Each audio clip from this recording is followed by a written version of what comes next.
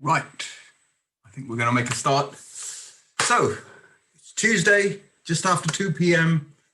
And guess what? It's question time with Dill, the party wall guy. So welcome.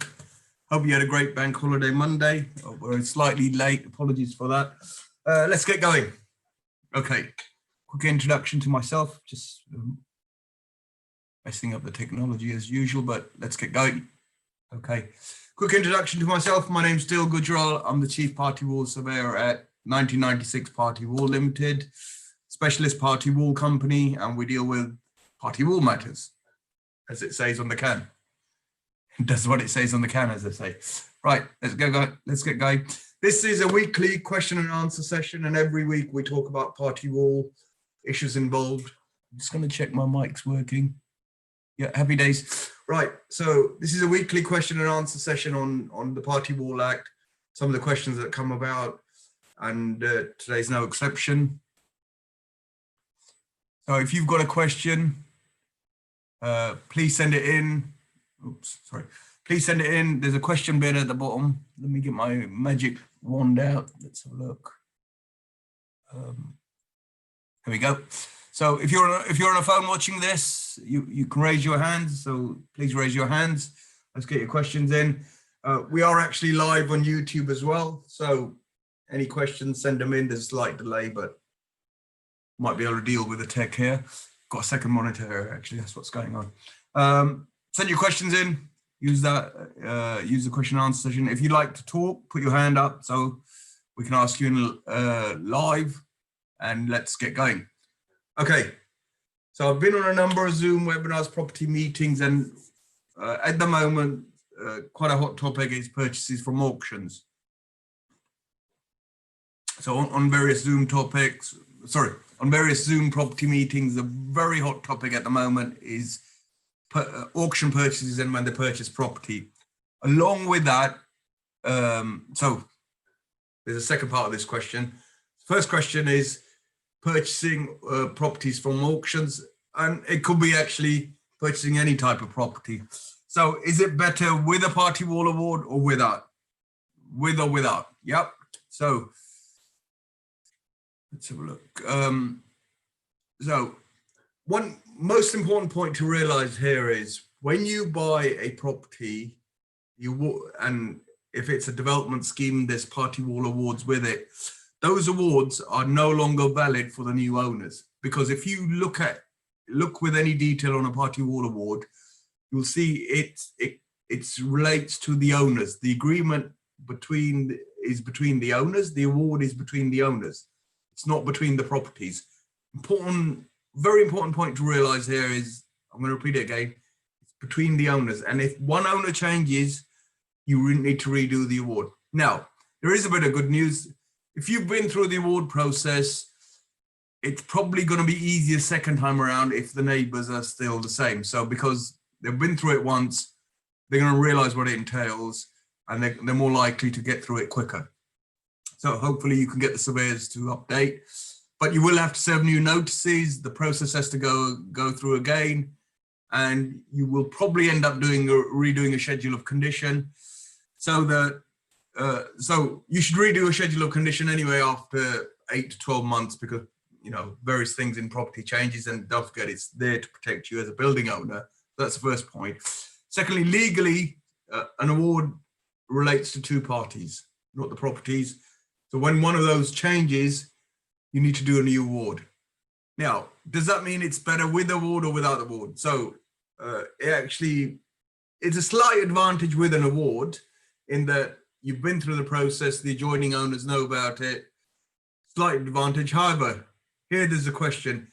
if the process was pushed through using a 10-4 appointment, the adjoining owners might not be that happy. So have a look at the award. If in the previous award, the building owners appointed a adjoining owner surveyor under section 10-4B. This time around, if you issue notices, they may appoint their own surveyor. So that's one thing to watch out for.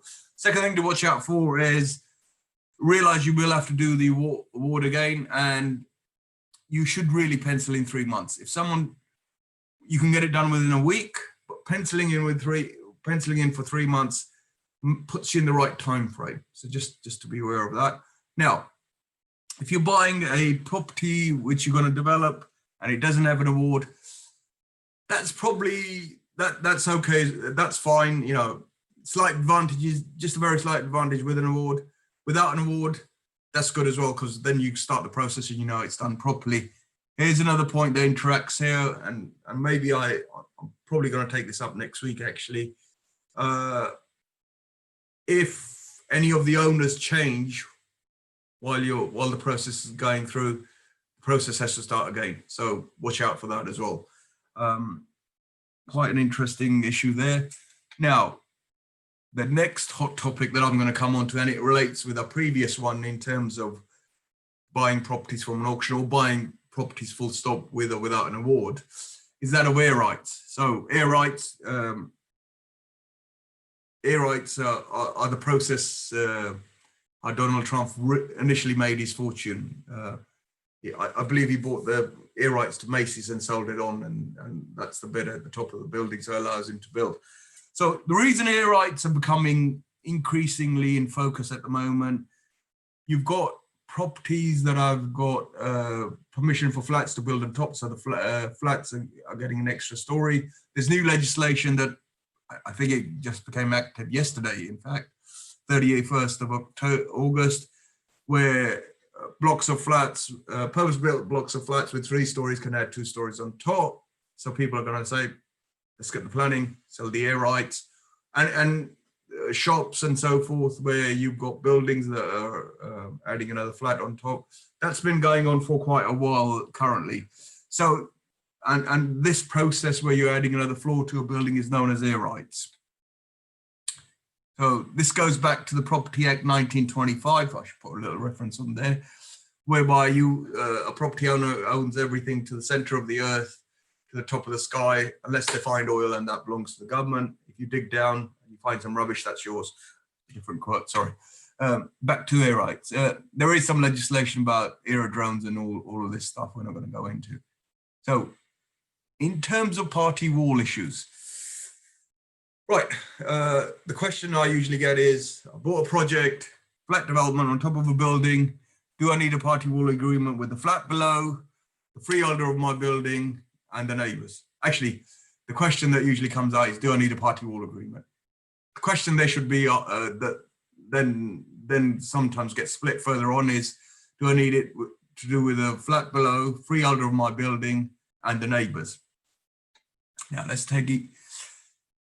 These issues need to be further explained out actually, and I think I've got a slide here that explains this out. So there is the issues. So within your building, what you actually need is freeholders' consent. And actually, I was discussing chimney removal, same scenario here. So if you're going to do any works, you need your freeholders' consent if you're a long leaseholder. So that's the first thing to understand.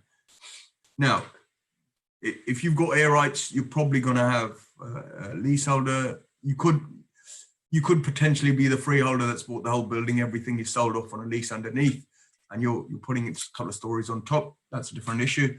So freeholder, you need freeholder's consent. The second thing you're going to need is a scaffolding license, so you can put a scaffolding up.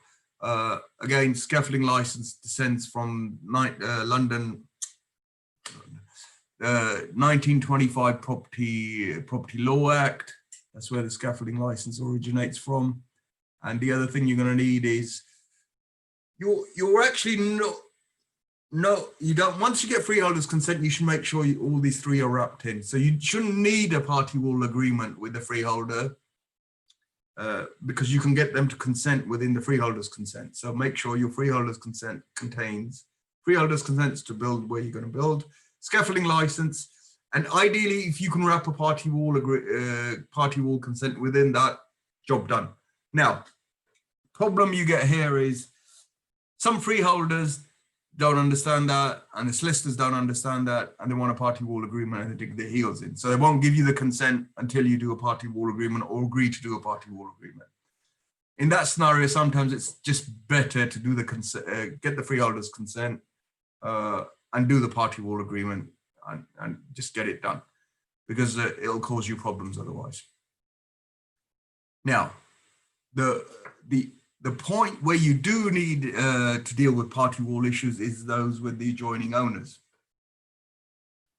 So where you've got air rights going on, air right project going on, you do need to issue party wall notices to the adjoining owners, depending on the building. So it could be a case of you've got a freeholder, you could have freeholder and a leaseholder, and that's the normal rules depending on the project. That's a quick scenario into freeholders' consent. Another quick. So let me go back and expand that out a little bit more. On this scenario, who are the notifiable adjoining owners? That's the usual rules applying of the Act, which is if you're doing a project right at the top of the building, you've got freeholder next door. So that's your building. You're going to put a flat on there. Hopefully you can see. That on this side you'll have the freeholder, and if there's flats next door when you're building into that wall, potentially you could have a leaseholder there parallel to your project, and the whole building is a freeholder. I'll try and do some sketches for next week. I've got some somewhere. I've previously done a video on this, so I'm going to try and bring it out on the channel. So hopefully that helps with that. Now the other issue where I've come across party wall issues with adjoining owners, where they've got freeholders' consent, they actually had to do a party wall agreement because the freeholders, lawyers and surveyors wouldn't budge on that. So in the end, we just carried it out, wrapped it up. It was quite an extensive project, actually. They were going to do the corner of the house, put steels in, and they were expanding it into it was actually a garage space. Shepherd's Bush or Hammersmith, I can't remember where it was, one of those areas. So they were doing a quite extensive project. Now, on the adjoining owner side, it was a rear ground floor extension. They actually had to deal with the freeholders and the leaseholders. So again, it applies to where you've got blocks or flats and you're extending on the ground floor. Basements could be another potential one there. So hopefully that sketches it out a little bit. Okay, now let's go on to talk about why you should do a party wall agreement. And the reason I keep emphasizing this is we're just actually involved with the project where the homeowner didn't do a party wall didn't carry out the party wall process, started the build project, and the neighbor's driveway collapsed. So all sorts of shenanigans, and we actually got a call, I think it's Friday last week, not this Friday, Friday before, my driveway's collapsed, what do I do? So it was very difficult, and here we're moving into the territory of pre-notification works. I think we're going to be able to help both the owners in this scenario. So just to fill you in on this. So if any notifiable works are carried out before the point of notice, where you issue a party wall notice, there's works and there's damage caused. Now that is outside the Party Wall Act, but you can bring it within the Party Wall Act if both owners agree. So it's a little bit complex. Both Stuart Frame has written on this topic, and Nick Isaacs, who's now a QC, has also discussed this topic and on various CPDs. So in a sense, if you imagine a timeline, this is where you should notice any works done before are outside of the Act, any notifiable works. So don't forget, the Party Wall Act only applies to notifiable works. So you're going along timeline, this is where you should notice. Any works done before that are outside of our determination as party wall surveyors, but they can be brought in if both the owners agree. So sometimes there's damage both the owners take legal advice and say, look, it's cheaper for the building owner to get the damage fixed without going to court, and it's cheaper for the adjoining owner to deal with it within the party wall regime, because if he goes to court, he's not going to get all his legal costs back. Doesn't help anybody. Yeah. So you can do it, but you need to agree. So, right, back to the main subject. Why? Now, this is the usual question everybody asks. Why do we need to do this? Who does it? What do they do? When do they do it? Where do we get this done? And how do we get this done? Right. I'm just going to touch upon why. Now, first of all, it's the law. It is actually the law. There's an act of parliament called the 1996 Party Wall. Let me get this right. The Party Wall, etc. Act 1996. I'm in trouble if I got it wrong. So it's the law. Now, it's one of those laws where it's strictly your responsibility as a building owner. It's not your architect. It's not your builders. It's not your project managers. You, as a property owner, are strictly on the line for it. Now, it's one of the responsibilities that comes with rights of owning property. And then the second part of that, as part of the process, we do a schedule of condition. Now, the schedule of condition, 80% of the function of the schedule of condition is to protect the building owner. So it protects them from false and malicious claims, i.e. there's existing damage, we've carried out a schedule of condition, that's recorded, so that the building owner doesn't get blamed for it. Now, my favorite story, I'm going to repeat it again, it's a little bit funny, actually. Not that funny, but a little bit funny. Actually, it's really funny.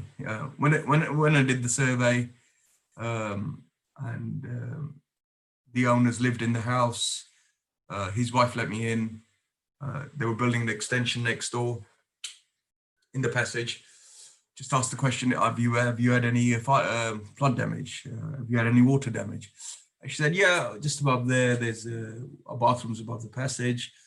2 years ago, the water leaked and there's a stain you can see. So recorded it with the photographs. Bingo, right?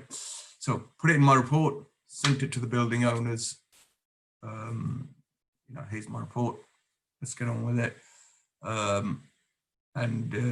2 days later, the building owner, her husband rings me up, and I'm not being sexist here, it was like it's actually happened. Her husband rings me up, really angry on the phone. You said I got water damage. It's nonsense. I haven't got water damage in my house. And he said it with such certainty, and I thought, oops, I must have messed something up, got the wrong photo or something. Reviewed my file, reviewed my notes, and guess what? Found the photo. And I said, oh yeah, that's, his wife said, yeah, we've had it there. So I remember being there. Sent him the photo, didn't hear any more back. So the point of the story is that we all become oblivious to what's going on.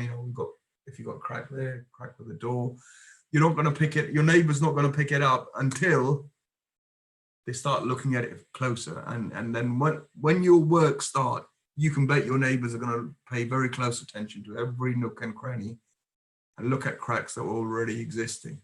So, point of the whole story, schedule of condition actually protects the building owners from false and malicious claims. Now, on this scenario, we got quite close to this project being stopped, and the building owner was getting upset, the adjoining owner was getting upset. And to a certain extent, I was getting upset because, it's a difficult situation, although I didn't show it. So sometimes projects come to a stop because you have to sort out the party wall issues. Don't do it. It's a rubbish situation to put yourself in. If a project comes to a stop, the builders are going to start screaming at you. They're going to start screaming at me. The scaffolding guys are going to say, we need to take our scaffolding away. They're going to be on site causing you all sorts of problems, causing me all sorts of problems because it keeps trying to start works. And it costs you extra money, and it's probably in your contract. It's going to start costing you extra, and that's not good for you. So when your project gets midstream, if it's a commercial project, you've taken finance, basically that finance repayment gets delayed, bridging loan or development loan. And in that scenario, what you've actually got happening is, in that scenario, what you've got is late penalty payments coming in. And if it's your own house, you've ripped the roof off or you've got trenches dug, wrong idea. And that can be very problematic. You might get away in the summer, but when the autumn and the winter closes in, it's not a good place to be. So please make sure your projects aren't stopped midstream. It actually works out cheaper to do it before starting works than in the middle, because probably issues I shouldn't really discuss here. You know, timings don't always match, calendars don't always match, and it just becomes easier and cheaper to do it before work start than to do it in the middle of the works. So avoid it for that reason. And that's just experience talking. If you want to discuss it, I'm more than happy to discuss it. And this is an important point, and it relates back to works being stopped midstream, and it's cheaper to do it. All three of these actually come together in that if you persist and carry on doing it and your neighbor gets more and more upset, they're going to take you to court. They're going to get a legal injunction. That's going to cost them money. Some of it will be recoverable by you. It all amounts to extra costs. So it's not a good place to be. So make sure you don't get into that scenario where you're paying extra legal costs for nothing. And just to make sure that we've emphasized the point enough, it is the law. So don't do it. Don't not do it. It's not a good place to be. Just find out well ahead of time, plan for it, allow for it, and do it properly. It's there to protect both sides, in fact. So, special announcement. Next Thursday, on Thursday, the 10th of September, 11 a.m., I'm going to be hosting and speaking at the Architects. Let me get this right. The Virtual Architects Business Growth Summit. Really excited, got really great speakers coming. We're going to be looking at the new, what are we looking at? So the new Planning Act. We've got a chap coming in who he's actually quite funny. He hires up building sites as film sets. Amazing. There's another chap coming in who does scans of building sites. So if you're an architect, it's quite hard to pick up all the detail and draw it out. This guy's got nice pieces of kit, puts in there and goes, scans the whole building, does it in record time, gets you into buildings where you can't reach. Amazing amount of detail, and it gives you the ability to scan buildings where you've got warehouses, where you've got where you've got properties that are too high to reach, you can't measure, and so on. This guy is going to do a little fantastic presentation on how the scanning technology enables you to do that. It also works for residential stuff where sometimes I've seen it where party walls, architects, and we work off architects' drawings, forget to measure stuff or don't record enough detail, and we're having to go back, or they have to go back and do drawings. So that's an amazing service they do. We've got another chap who's we've got a really bright spark here. Jack Jiggins, hope he doesn't mind me saying that. Really great developer, looks at all the issues of attaining sites, and he'll go through how you go and get sites, how you go and value them, and all the process. He'll also teach, if you're an architect, he'll also go through the best process and how to get more money for your clients. Got another chap coming in to speak about, when you've got commercial sites that are empty, waiting for development, how you can protect those against squatters and also make money at the same time from them. So he talks about, he's got a really interesting business. They actually hire out sites for banners. They put guardians in. Really interesting approach to, we all see building sites, dilapidated buildings or empty buildings, and we wonder what they're doing. They're actually getting planning permission and sorting that out. So that chap's going to be really great at speaking. Got a finance guy who's going to tell you how to fund help your clients fund projects. So really great summit. We did one in May. We're going to do a second one on Thursday, 10th of September. Please join me. It's actually free. It's all sponsored by our partners, and it's virtual. So if you want a ticket, connect with me. Happy to send you a ticket. Right, okay, yep. So I've got this bit actually. So on this Architect Summit, we're going to be talking about the only group related to Party Wall that's not going to get mentioned are the homeowners, I guess. We're going to be talking about how property developers can refurb and refurb, whether they're refurbing one house or dealing with commercial property. We're going to help them develop some knowledge there. We're going to have finance guy who's going to be talking about bridging and development finance. Really great guy. He's going to be talking about some really great ideas, how to get your project done. We're also going to have some information for property managers and investors, how they can get the most out of their property. Also, I'll be presenting on the Party Wall Act, obviously, and then how architects can do less work and get more out of their business. So it's an interesting little virtual conference. Really looking forward to it, and it's always interesting. It starts at 11, finishes at 4. You can dip in and out. It'll be on virtually Zoom. Watch it from your home, watch it from your car, watch it from your office. And to get a free ticket, just connect with me. Let me put the details up again. So, special announcement. Thursday, 10th of September, we're going to be doing a virtual architects conference. Get a free ticket, connect with me or send me an email. Happy to send you a ticket. Thank you for that. Another special announcement, actually. So, another special announcement. We're looking to have architects as guests to ask their Party Wall questions every Tuesday. If you'd like to come on the show, you've got a little architectural business, small, big, whatever, and you'd like to ask questions about the Party Wall Act, please connect with me. Happy to have a talk. Send your questions in and come on the show, ask in person. It'd be really good. And what I want to do is understand the questions as they relate to architects and their clients. So hopefully you can join me on that. Now, I'm going to skip that because we're actually out of time, quite short on time today. This is some of the presentations I've done in the past, in case we get questions. Where do you go for more information? Here's a really good source. This is a government booklet published in 2002. They've done a revamp. They changed the cover from red to white, believe it or not. That was a revamp. They didn't change anything inside. These are the details in there for Faculty of Party Wall Surveyors. That's the professional organization I belong to. There's also other organizations that deal with Party Wall Act. Very good booklet for information on how the Party Wall Act works.